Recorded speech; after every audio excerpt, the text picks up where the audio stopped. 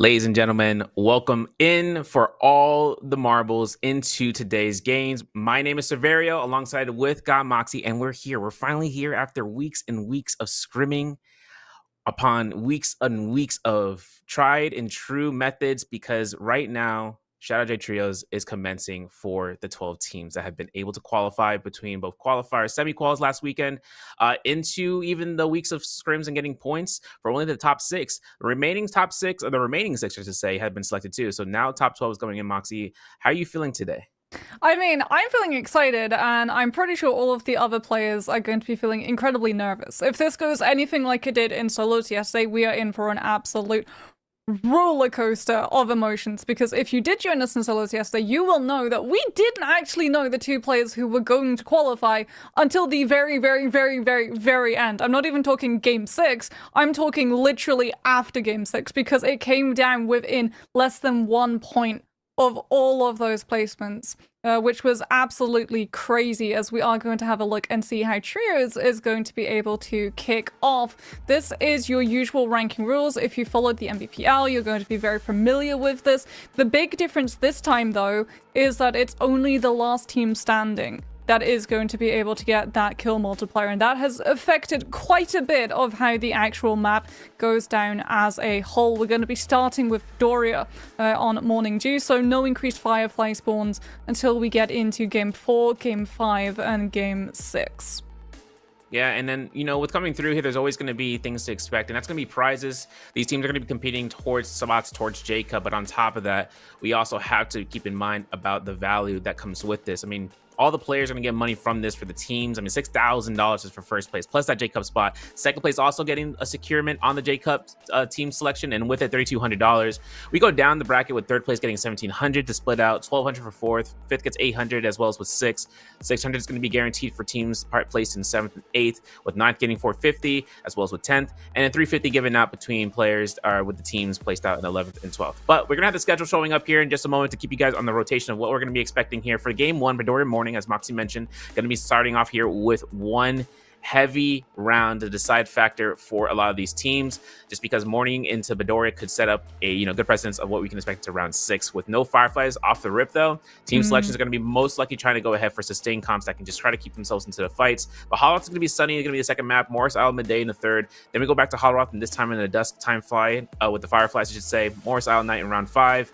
And of course, with Midoriya Eventide, that's going to be that make or break situation between that round and the one previous. Yeah, I'm really looking forward to this. You and I, we got to see a little bit of what is to come on Friday with the scrim that you hosted, and Midoriya was really interesting to see a mix of different compositions coming through. The tier 1 scene still hasn't really decided what is the best go-to composition for Midoriya. Even the groups in phase 1 don't always go for a full 4-stack of the same compositions. It still feels very much up in the air, with a lot of teams drifting towards things like the Hardy, the Kylan, and the Zipping composition. We've got Siphon coming through. Sand Siphon is going to be strong, as it always is. But let's have a look and see what teams are going to be participating, because there are a couple of standouts, right? Hex, if you saw them, got to go all the way through with Koi Cup, did incredibly well there, with Wui Sachiko and Squeaky coming through. Those are definitely, for me, going to be a firm standout in this list, alongside Brainwashed Generation, with a lot of players who've actually already been to J-Cup getting to come back and give a lot of that expertise. The one I'm looking forward to serve is Risk Takers, because Risk, they play some weird compositions which are probably going to throw a couple of teams in this lobby. Yeah, and Risk Taker's taking a lot of, ideas from, even from the NA side, but most so for themselves. I mean, they're innovators in their own right and trying to work into comps that can just selectify, what's going to work best, even with the niche, right? And niche can work out, especially with hero points in mind. So for them to actually go through with that is going to be another team to work out. WK Gaming, they're going to be playing out here for today from rounds 2 through 6. So we're not going to see them going through the first round, but this team is going to be a baller team to see, folks. I mean, when you take a look at the scene, how their value comes out, we're going to have to see how it's going to turn out for the remaining 11 teams, because obviously when it comes down towards the gameplay style, if a team can end up having the performance to kind of supersede in one round or two, those pop-off games can really seal the deal for their decisive matter of, like, we can chill out for the rest of the tourney, or we can just go ahead and bang it out for another one or two. Because having to option select your best comps into the selection process is going to be where today lies in. Pick bans are going to be in place with the hero points of 9 value, but when heroes get selected more times over the previous ends, you're going to be able to see how certain comps can't be brought out due to the value of certain heroes when Kurumis get selected in the first 2 phases, right? You know, it's going to be a +2, and then there's nothing you can do about picking her up because you're gonna grief your whole team in terms of how many points you're able to succeed, unless you really want to work her into a comp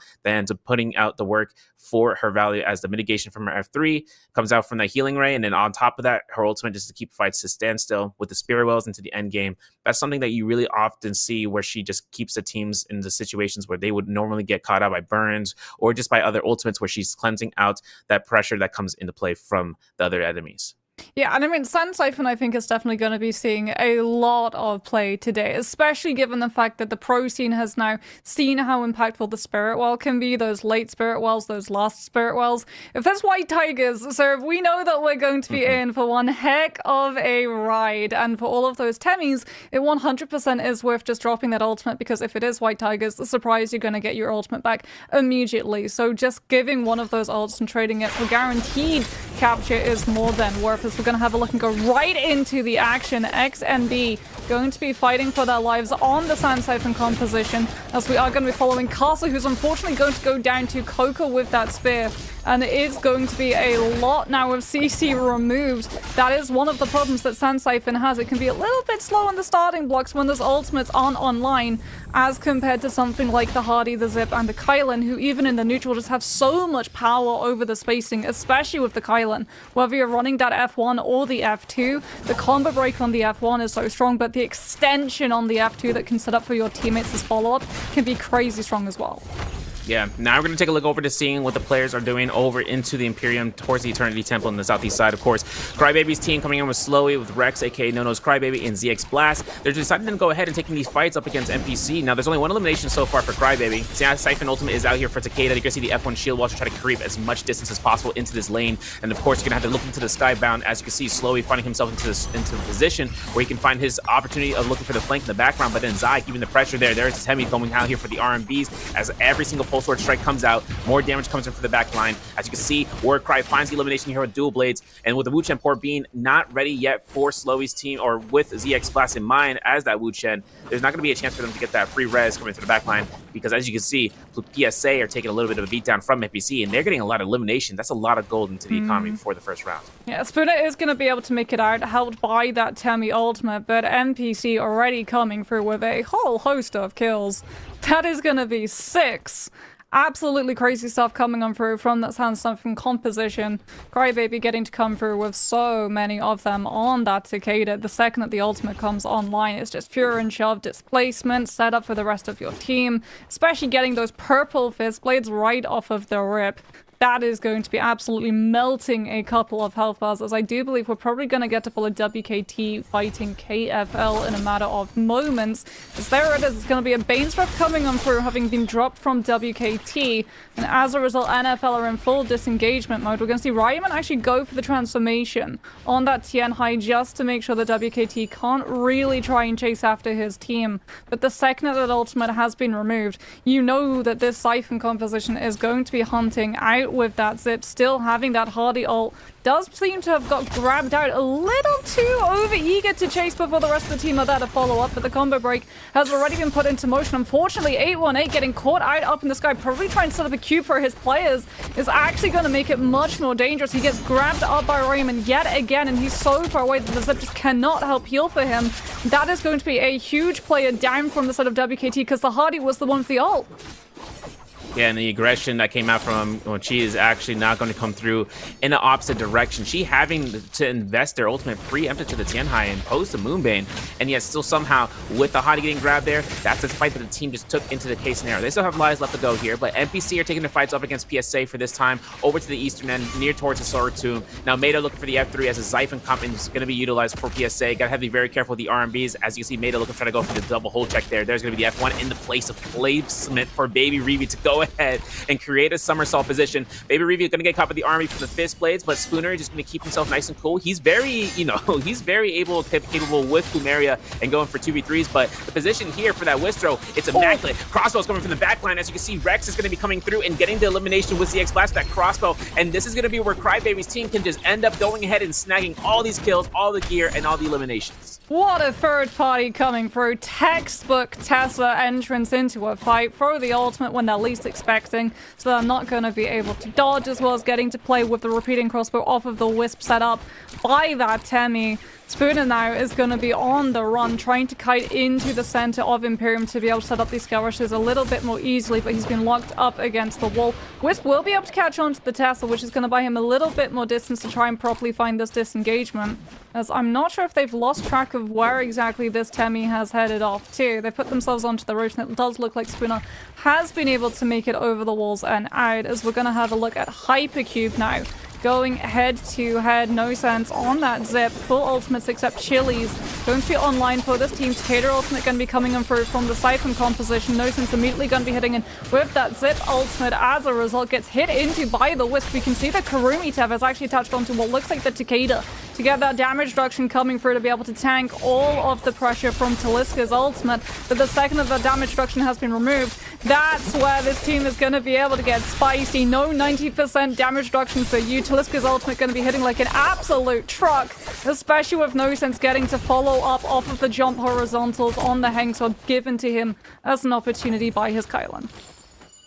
It's on the hype train right now for the Zipping Ying and just being able to sustain. Even after all that pressure that came through with the pre-Takeda ultimate, having the ability to cast the ultimate, casting the F, just put No Sense into this position where they were able to just go backline, heal, and come right back. Healing ultimate coming into play there. Free R&B Blues to come through from the Hong Sword, and that team just went for that swipe against XMP. Now, WK2 having their chance here, trying to chill out and seeing what is happening with Hypercube after that victory of seeing whether or not they're going to be able to get a ambush going on here. Now, Coco got spotted out here, looking for pistol shots. Nice micro gameplay coming through here, as No Sense is going to be looking to try to go for that too. With the grapple staggers, keeps that musket handy. And Coco has ultimate ready to go for the V1, but 6 grapples. All of WK2 has their ultimates ready to go through here. If they're taking this engagement before the first Rami Yang, it's going to be a decision that's going to solidify whether or not they can win this one out, or they're going to have a really hard time getting their gear back in with hard resets across the map. Because who knows whether past the Twilight's Pass if they're going to be able to hit into the bird cages into the west side, or if they're going to keep going ahead and heading towards east as a part of the Mandate Courtyard, or even towards the Statue Workshop. Yeah, it looks like it's been a fight that's been called off. Them wanting to prioritize holding on to those ultimates. DBG and KFL having no such reservations. Knight on the field with that Kylan. Does have the ult ready to go. Is currently contesting to see whether or not either of these teams are actually going to stick around with fight, or who's going to be able to contest this shop. As we're not quite sure what Knight is going to be rolling for. They don't have the most amount of money. Probably might just have finished rolling for some Shadowjades, as well as picking up some supplies, as it does look like this team is going to start moving over towards the Realm of Yang on their left. This is a very strong composition in a Realm of Yang fight. The outlier is Zip. She is incredibly squishy given the nerfs that she's come under, especially when compared to the Karumi, who with that F3 damage reduction can just allow you to face tank an entire ultimate for 4 seconds. So if this Zip does get pressured and forced onto almost immediately, DBG are going to probably have to throw in either the Kylan or the Hardy ultimate to be able to peel that pressure off of her. The good news is that both the Keelan and the Hardy ultimate are long extended duration ultimates as opposed to a one and done, which makes it pretty perfect to be able to cover your weaknesses while still providing a whole heap of firepower inside the Realm of Yang. Yeah, and also to the case scenario, right? Rage retention type base units, Hottie and Zipping Ying, they're able to kind of hold off on making sure they can try to go ahead and place out how much rage they can kind of consume before they need to recast the ultimate by canceling in the first place, right? Levitek coming in from Hotties is just a prevalent pick coming in at the very end of the MPPL 2024 spring season, as JL is kind of being able to bring it out and show what its value is into in-game circles, but also to Rami Yang's, right? And the value that Keelan now gives that comp for how much pressure you can create with just catching horizontal swipes and heaving into a blue focus from your teammates. This is out so much damage that nothing can really set you up for death's door unless you do have a combo breaker to initiate. That's why some teams would end up going for the certain combo breakers to be available, even though some players with Keelan, they've been opting in to use F2, right, for his offensive moment of just being able to lock someone down, and then that would allow for his teammates to come in to swipe through for an R&B release as well, as a Hottie swipe, even to zipping to create the lockdown with halberds. You can see it coming in from Coco. That's a really good, strong stand-still position that you can lock someone in a flop state. And then Keelan, guess what? He's coming back in for swipe number 2 and trying to go for the reset. Now, for this position, Romiang's have been going ahead, locked in. All 6 slots have been filled through. And this is going to be a fight between DBG and Risk for the first Romiang. Yeah, DBG with that Keelan composition, going to have to wait and see whether or not they're going to be able to make it work. Knight sticking on the low ground now, puts himself onto the pillar to charge up a scale rush and anticipate where Risk are going to be falling down, having gone for the grapple trick as those gates open. None of these teams really wanting to take that first hit of damage, as Knight is going to be holding onto this pole sword, trying to put the pressure, has to deal a little bit of trouble coming on through from the fist blades. Goes for the parry flash, unfortunately doesn't manage to find it. Gets hit into by that Keelan combo breaker coming on through. Still holds the ultimate though. They're going to wait until the second team uses theirs first, as it is going to be Coco coming under fire, just like we talked about. That zip, that pillar of support is so easy to be able to pressure, especially with the Keelan just continuing to hound her down so that she can't sit in that back third place position and send in those horizontal charged longsword swipes to hit into these players. Coco just taking so much damage, both from the Keelan and the charged RMB and those halberds. And she is going to fall. Lucio now with that Hardy ultimate, just going to be trying to clean a couple of bits and pieces up. Goes for the triple charge, will be able to hit it onto DBG's Knight, who's stuck on that low ground in a 1 versus 3, and there's absolutely nothing that he can do. As in the meantime, I do believe BWG and Hex were also going toe-to-toe, and it looks like the kill feed has been favoriting BWG's way on that one. Yeah, Risk is going to pick up that armor swap, or armor for the purple, as well as getting a gold weapon. But Hypercube taking their fight against KFL. Now, Ryomen at a death's door in a moment if he gets caught, but he's looking for going for those 1.0 parries. Gets caught by the Kylan. There's a release I was mentioning, and there's going to go down Ryomen. Now, this is going to give Hypercube a good precedent. 6 eliminations right now. They got a gear, they got Blistering Edge, Focus Light, the Pulse Sword's enacted. Going to go ahead and having the chance of seeing whether or not we're going to have a gold weapon onto the Keelan, or more so on the Hadi. Who knows, and seeing whether or not they're going to be rocking that one through. But Chili's going to be going through, waiting for that buff to be accrued, and it's going to be the Vermilions. This team's going to make sure they have that insurance policy. It's very much more valuable for teams to have this first off rather than the Draco Storm that you might expect. But that's going to possibly show up in the second round. Now, BWG showcasing their buff as a round of their victory. Been able to go ahead and beat it out against Hex. This is going to be a spot they're going to go towards the Fairies Pavilion, as that cave has been unlocked post that first Romiang opening and being able to lock it down. This is an insta cave opening, by the way. They get Gold Jade on standby. I'm not even sure what Jade that is, and I hope it's not Dragon Like Might. I hope it's not Windspout, because if Takeda gets Windspout, he's just going to create a lot of issues for the opponents around. But then the chest gets opened up. We could see another purple armor for Zay. There it is. And seeing if there's any other gear left alone. But this cave being freelo for them, that's going to be the case. Heaven's Watch. This is going to be where Risk is going to exit out here. They got a lot of space to kind of work off of if they're looking for enemies. That's why you have the scout over there with Predator. But for Risk right now, they got around a minute or 100 seconds left before that Realm Yang depletion goes, or Realm of Yang buff goes out. Speaking about gold soul jades as well, those have just increased so much in value with the spirit wells and the nature of how you have to contest those. If it's Aurora Burst or Merciless Havoc, I mean, BWG just got a massive head start over everyone in this lobby of being able to outposition all of the teams to be able to take those ones. As it is going to be a lot of teams running around with that Yang depletion buff.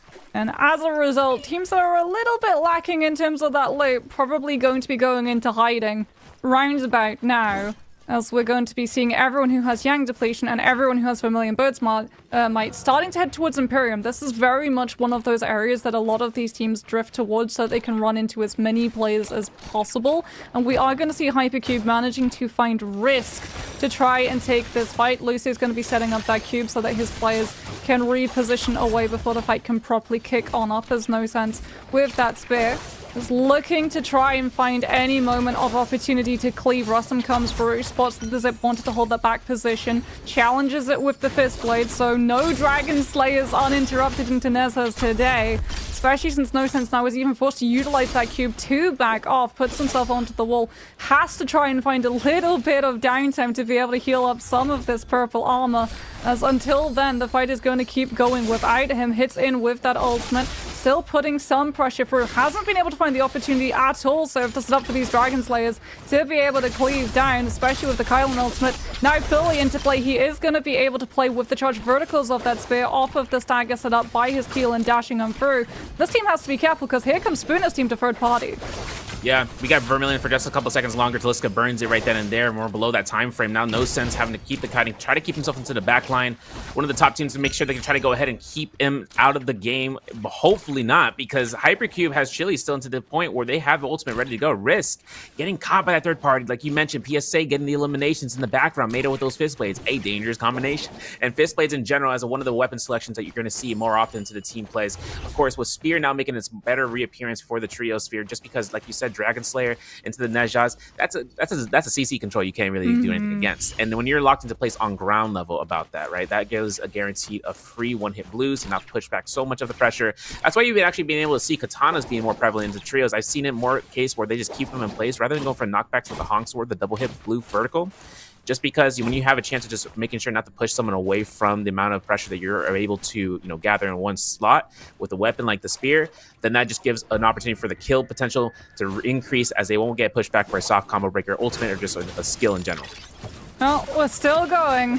Hypercube, Chili coming in through with that Hardy ultimate, peeling for Taliska in that 1 versus 2 before now turning in onto Ryman. Ryman is going to go for the Tihanai transformation, so all of his hate bar is going to come back through. Chili swaps to the pulse and start melting the monk's feet.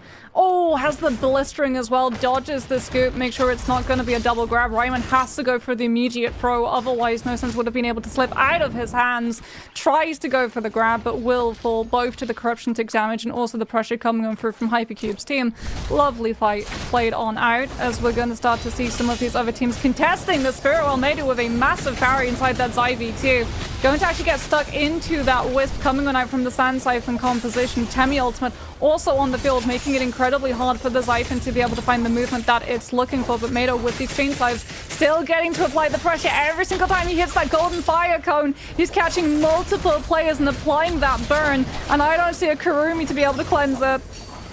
Yeah, Mado making sure they're going to try to work this comp out here with the Temi into the Zai, but Plumeria locked out, is going to get eliminated. Warcry getting the elimination, and hoping to see whether or not these fist plays are going to keep Spooner or Mado alive for this play. Just going for the clinks left and right now. Double chances here to see whether or not Warcry can have this as their pop-off game. 10 eliminations near. They're at 9 right now. And with the ultimates not going to be available for Anakor and Baby Revi before the second round Yang, I mean, this value amount of eliminations coming out and getting a purple armor as well gives them the necessary lead, because they can head into this with a Mystic Might, and with having as much chances coming through, picking up that buff is more important than anything. Getting vision and getting mitigation, but also just making sure they can try to go ahead for some early game kills before the mid game closes. And then once we come through here, Warcry as well as with NPC as a whole, they're just killing it this round. I mean, I didn't really get a chance to expect that. I mean, when we had the scrim, we had them chances to score high into the top 8. But with NPC actually getting themselves here into this first game with this amount of lead potential, this is going to put them in a good spot. 10 has now been gathered. NPC now has that purple armor. They're still having the buff for another 100 seconds. And we're still going to take a look and see about any other fights that are happening, because as much as I want to see NPC, I really want to see if some teams got out of that Realm Yang depletion, especially Hex. Yeah, Hex is the big one for me. I wonder whether or not Hex were able to get away from that Yang depletion. Like, the fact that Soul Blooms now have that 2-minute timer on the bodies, Yang depletion is even more punishing than it was previously. A lot of the time we saw the second Realm of Yang being the one that really does play us in, given the fact that so many players have either been already eliminated from the lobby, and all of the players that are left and I sort of pushed shepherded into one very small enclosed space, which makes the third party opportunity so much more available. And as a result, teams that are forced with Yang depletion to take fights, even if they manage to cleanse the Soul Bloom, still, unfortunately, a lot of the time tend to go down, as we are going to get the outer map. Do we see Hex moving? No, Hex are down. Hex died in Imperium, which is really unfortunate for this team. They were not able, evidently, to be able to cleanse that Yang depletion.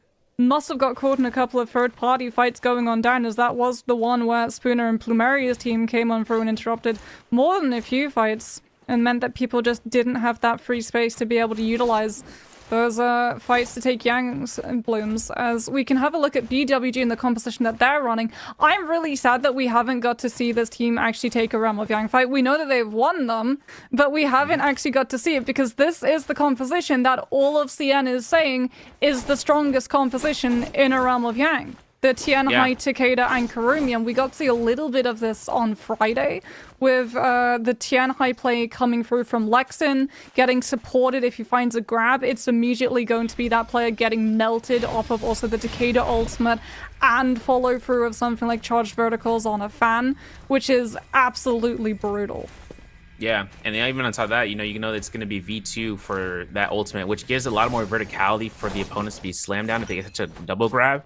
And just being able to kind of punch in midair, that allows for the extension for that regrab, and having your teammates having a fan, just go for the RMBs and look for the vertical, and controlling like that, it's tough. You see players using fist blades for the vertical. Now, I enjoy fist blades as much as the next person, but at the same time, it is a very one-hit type weapon. But if you go for the horizontal, right, you can keep the enemy in loop, and you can actually just go for those tap dodges for the shadow steps and just kind of close gap and then to face the danger. Now, also into the case, BWG, even though it took the first Roman Yang fight with the only 3 eliminations on the board, Risk here have 4 eliminations. They're over towards the Twilight's Fall region, and they're looking to try to see who's going to be coming out of either the Purity Chamber from the sidelines of the Azov Peak, and even any opponents coming from the Imperium side. Now, there is a shop usually into the northwestern side of Imperium, but they can spot that out easy. They can get a ballista shot in, and they can enforce an engagement. I mean, this ultimates are already on standby. Risk Lucio having that purple armor. HP Jades on Creditor as well for, I think it's 480. I have to double check that one. But common Jades for Rustum. Supplies looking to be pretty good. He's got only 2 vitalities, but that's going to be necessary considering he's just going to go ahead. He might even be the backpack for the team. But I do see a fight. Crybaby up against DBG. The teams against one another. Knight taking the aggression from Slowly. And it looks like Knight's going to be going ahead and clapping back towards Rex here, as Nono's Crybaby is getting caught into that position. Now, Jades are going to be coming into whether or not Risk wants to expend gold when they start getting eliminations later on to the shop. Who will see that? We will know when that time comes. But looks like into the gear selection here, DBG having 2 blue armors, as Mikey and Ku are both going to have that. Knight still not having as much HP Jades that he might hope to have later on, because as you guys know, with V2, it scales out here for the extra slashes to be earned when you do have more HP, and it's a flat rate, if I'm not mistaken. For those teams, that would be the best case scenario. But WK2 with Coco fighting out Mado, PSA are taking aggression from that team. This team with DGB, or DBG, I should say, 2 eliminations, and have double purple weapons, I believe, so for Ko. So if Ku's going to be holding the purple weapons in case Knight gets parried anyways, they're going to be able to get that back. But it looks like WK2 gets eliminations from PSAs from Mado, and we still haven't seen eyes on Plumeria and Spooner. Yeah, I was still waiting as well to see where these Spirit Wells are going to be spawning or not, because that is going to be the major impact, which dictates who is going to be controlling the second half of this match. HyperQ putting some pressure onto WKT's team with those cannons, which surely this late in the game have Flame Breath and Rupture Gale attached to them. Spirit Well is going to be spawning on up. Are we going to see any teams try to make a play for it? Do we have any teams with a Temi still around? As WKT's Coco is going to go for that Scare Rush, just putting a little bit of pressure on DBG, forcing them away so that they don't land on the zip and force a fight, allowing WKT to be able to complete that rotation all the way up to Azov Peak and pick through that shop in the middle of the Bane's Breath too. They really want to grab some of these resources. No surprises. I mean, Key does have 40,000 Darktide coins. So yeah. They are going to be rolling for a lot of Soul Jades. And you can already see that there are going to be some significant upgrades being made. Do we have a Wild Wind Spout coming on through from Coco? We will have to wait and see. So far, we haven't seen any legendary Soul Jade weapon come on through. No Merciless Havoc, no Aurora Burst, no Wild Wind Spout. That's going to change. The second that the Spirit World start to be contested, that's when every single one of these teams in the surrounding area is going to be showing what exactly they have to bite back at anyone that tries to contest. Yeah, and now BWG, one of the Romiang winners, have a Jade that could be doubled down considering they were able to accrue into that cave. So they have 2 Jades potentially. Hopefully to see how they've been able to rock it. But if it's just 1 Jade, we'll have to see. It's going to be something that's going to change the fight. Spooner, though, by himself. Looks like Plumeria got caught out here in the vicinity, and now it's going to be up to him to try to survive here. Throws that Wisp in place. Has V1 ultimate for the Temi. Coco going to go to the sky here for a Scare Rush. Try to go for the flank. Try to look for the RMBs. No blue vertical can be a true because that wall is right there. Coco still trying to go ahead and kite out as Spooner is just playing this through with the ultimate cast invested. I'm not sure if any other teams are going to be nearby because I see a Valen Challenger coming from Lexan as that Tianhai going to be dropping through here and just making sure they can catch vision on any sort of opponents through the Azoth Peak. The Altar abiding the underground era, they'll have full vision wipe onto anyone who's just trying to hide out here or camp out. And now WK2 have their opposition here as BWG could go ahead and start this engagement between both of them as a parry has just been heard in the background. Yeah, Assault Smolder as well for BWG. I believe that was Lexan that we saw grapple on through and showcase that one, which is going to be something that all these Zip teams have to be very, very careful about. Karumi can cleanse the fire tick. Zip, unfortunately, cannot. So anyone who gets accosted by that on the Zips team is going to be taking 50% reduced healing, which applies to every form of healing, Mortal Defiance included. As we can see, Risk is playing out in that valley. Lucio not really wanting to commit, keeping himself out of the fight. Bane's Breath still going on through. Spirit Well is going to be spawning in the next 80 seconds. Will it have White Tigers? We'll have to wait and see. As Lucio's going to have to go for the scale rush to just reposition as so much range pressure is coming through from these teams. Swaps to the cannon, forces more pressure coming on through from the low onto the high. This time just trying to give Risk a little bit of respite. As up on the high, we are going to see a lot of teams battling it out, duking it over, getting that prior position when Spirit Well is going to start coming on through. No one wanting to be caught out when that dome is ready to shatter. As Risk just going to be taking a little bit of downtime, looking at their surroundings, trying to figure out the next plan of action. They do have all of their ultimates if they want to be able to go for this. NPC also in a very good composition to be able to try and contest the Spirit Well coming through, especially with NPC's Anicore on that Temi. Unfortunately for them, the loot disparity compared to everyone else in this lobby serve just means that they don't have the confidence to try and make a forward aggressive play.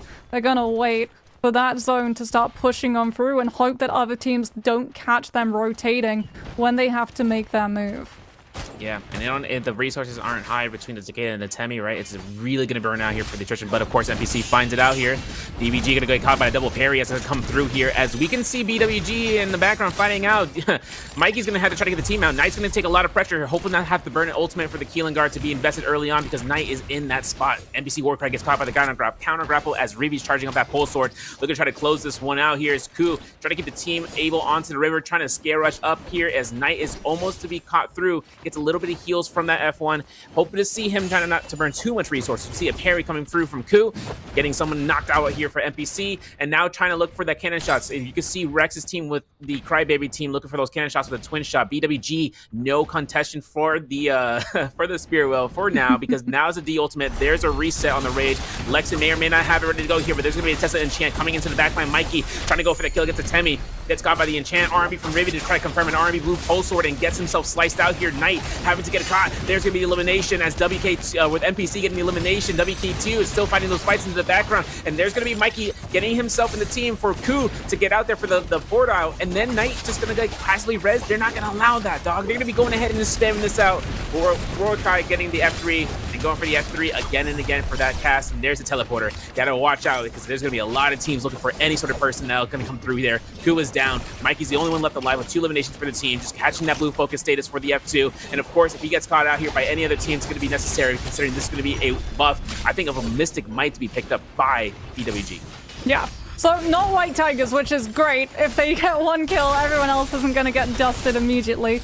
As Risk going to be taking a lot of pressure coming through, enough that Rostam is actually going to throw in that ultimate. Looks like we have Aurora Burst up on the cliff, making it a little bit harder for some of these teams to be able to play around as Predator. With that Kylan ultimate, starts to cleave through a lot of players. Hypercube had come up to try and contest Blistering Edge coming on out from Chili. Rostam going to actually utilize that cube just to keep himself out of reach so that the Blistering doesn't manage to proc onto the Zip and start to ruin and eat away some of that healing availability. As it is going to be a risk seeing so many teams starting to contest that space, immediately repositioning. Lexan coming on through, gets the Soul Bloom off of the body. We've got another Tianhai ultimate ready and round to go. It was indeed an Aurora Burst. We can see it on the lower left side of that map. Lexan taking so much health down with just hits of this pole sword, catching so many of these players It was, in fact, White Tigers. It wasn't Mystic. There's the shockwaves going off as the kills come through for the side of BWG. And still, they're sitting on 2 ultimates. Lexin now at the very center of this zone, going to be starting to grab all of the plays that he can see. Already gets 1 grab, looks for the double. Will be able to find the slap before the Tessa enchantment can hit him and cancel him into that 3-second stun state. And that's going to be long enough for Risk's Predator to go down to the Tien high. Uses one of those jumps, gets into position, looks for some more of these grabs, putting up the pressure. Has got another grab onto Hypercube's Chili, who's immediately going to try to move away. Unfortunately, he goes so incredibly low that No Nose Crybaby will be able to find the kill off of the staff before. Here comes Lexan with that pulse on, and there go the shockwaves. Every single person left in the lobby gets absolutely dusted. White Tigers strikes again. Listen, I looked at the aura, I forgot. I was looking at the screen in the vicinity of the peripheral of the bots, and I was like, man, you know what? That is not Mystic Might at the very last second, right beforehand. I saw White one Tigers, of the kills, and I saw that yellow shockwave just go poof, and I was like, oh no. Yeah. It's like, BWG. Buckle in, sir. We're going to need the seatbelts. We're getting on the roller coaster. The second that one of these players goes down, oh boy, that entire lobby is just going to disappear in the blink of an eye. Yeah, we're going to have to take a look and see in about a break, guys, because BWG just got a bomber game, 18 eliminations. So we'll be right back. Hoping to see what's going to happen next, because if White Tigers Prowess comes back in the endgame zone, it's going to be difficult.